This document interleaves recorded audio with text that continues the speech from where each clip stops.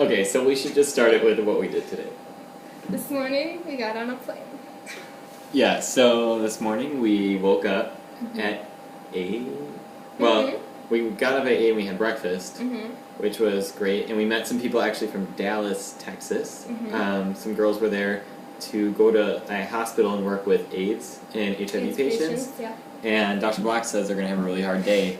Little did we know that we were also going to be in for a rough day, but only from... reasons. Yeah. We had breakfast and then we got on a flight to Mombassa. And we got here at around 10 o'clock, 10:15. It was a short flight. And we were embraced by the warmth. It's about 90 degrees wherever you go outside. Started sweating as soon as we got off the plane. Yeah. On the tarmac and everything. But as soon as you step into our hotel, luckily, you are embraced with cool air. Air conditioning. Yeah. But we also got to meet Tito Katama, who is the brother of Alan Katama, who, if any of you watched the footage about the Rebay Walk for Water project or were even there, you got to see him and even meet him. So we got to meet his brother, his wife, and his daughter, one of them. Adorable. Yeah, she's so cute, and she really looks up to Katie. We're best friends already. Yeah, they are. And we ate dinner with them tonight. We had fried chicken. Yeah, like their type of Kentucky Fried Chicken, which is, I forgot what it's called. I remember. Chicken. It's there's something. Yeah, billboards all over for this chicken, and it was really good. So we had dinner with them. Before that, when we got here, Tito Katama and his campaign assistant, because he's running for Parliament. He's a hot shot around here. Yeah. I'd vote for him. Exactly. Yeah, I totally would. And his campaign assistant named Teenager, so that's pretty easy to Great remember. name. Came to pick us up from the airport, and they took us to... Where did we go first? Where did we go? We went to the carving center. Yes. I don't remember what it was called though. It's like the world's largest carving center. Yeah. And he said over 4,000 people work there, and most of them have been working there for, 50 years or more.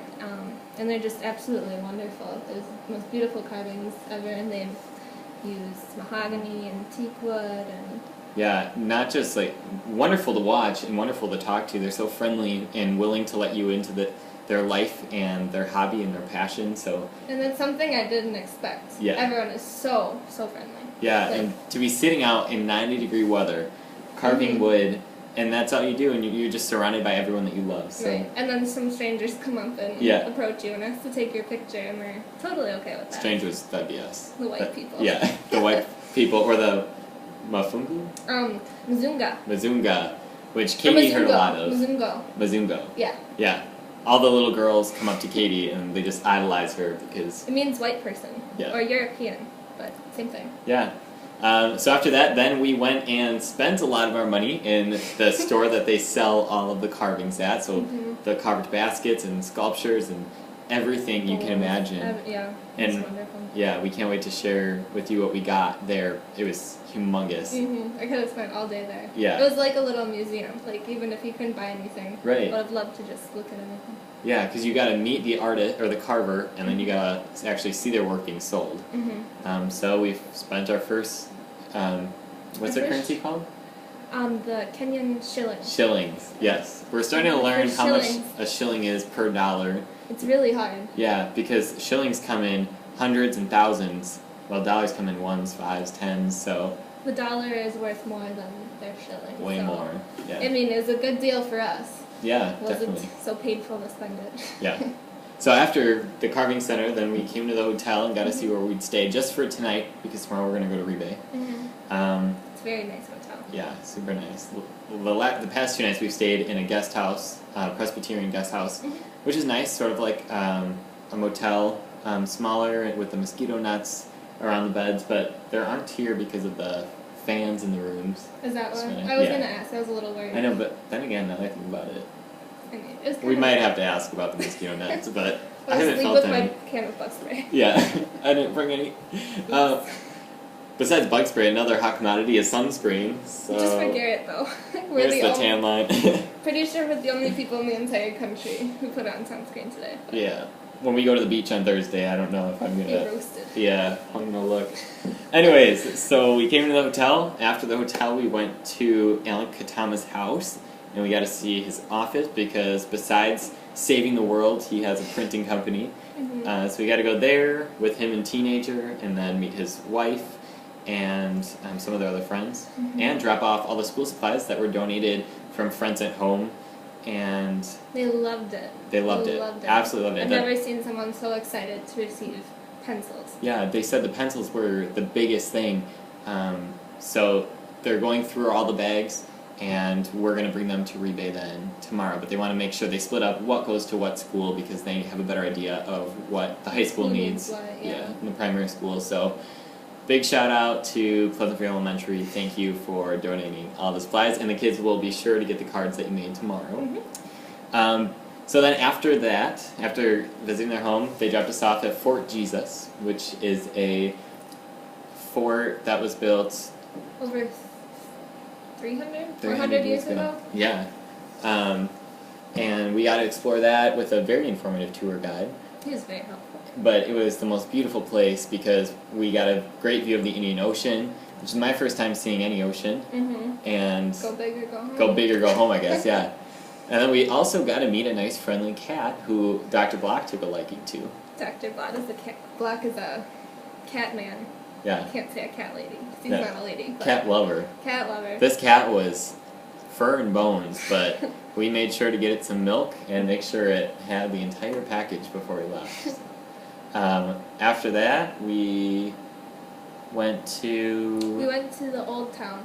Old Town, yeah. Yeah. You want to talk about Old Town? Sure. It was, I don't know, I was very intimidated at first. Yeah. It was so crowded, there's cars everywhere. Like, the traffic in Kenya is insane. Like, people cut each other off. Like, lanes seem to mean nothing. No. And to add to the confusion, everyone has to drive on the left side of the road. Right. So, I don't know how they make it work, but I mean, they are all fantastic drivers. I don't think any American driver could make it work here. If you can drive in Old Town, you can drive anywhere. If you can walk through Old Town, you can make it anywhere.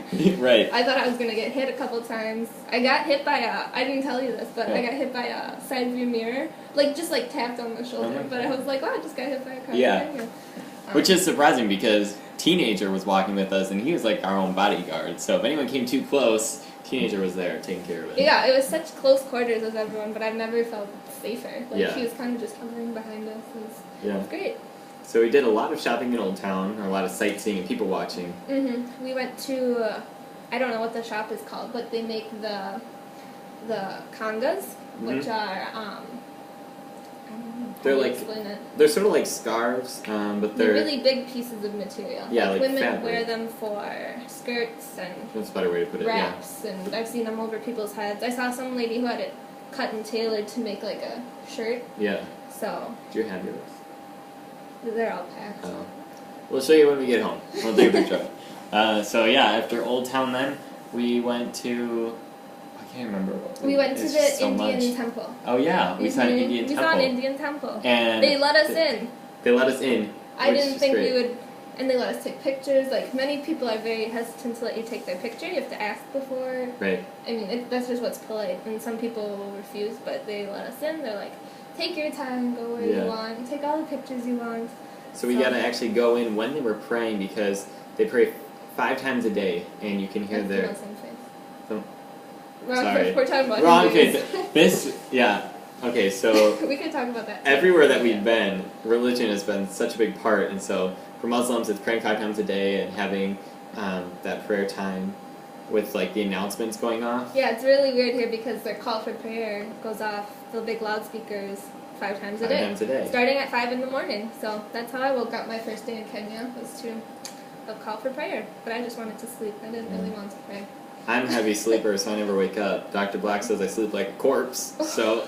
Dr. Black doesn't sleep at all, so... He has to check my pulse to make sure I'm still awake.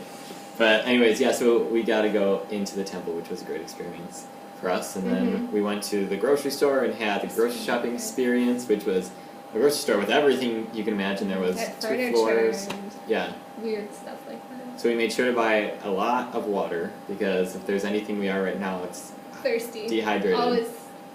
Yeah, so Operation Hydration started this morning. It should have started 5 days ago. Yeah. Whatever. But anyway, so that completes today, and tomorrow we are off to Rebay to visit the water projects, and I say that with an S because there are so there many. are lots. So this is just See tomorrow's schedule, and I know it looks backwards, but if you can see, count the water projects.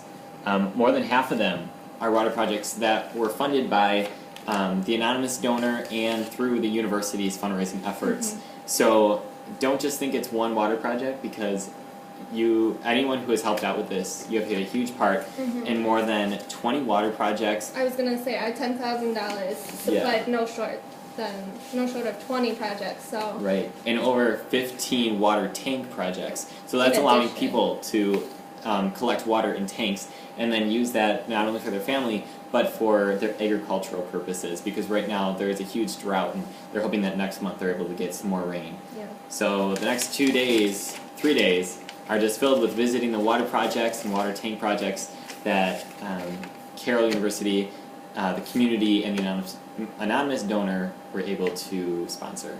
So thank you. And we look forward to updating you more whenever we get internet. If we can't, trust that our thoughts are with you, and we can't wait to come back and share everything else. We have lots of pictures. Yes. All right, bye.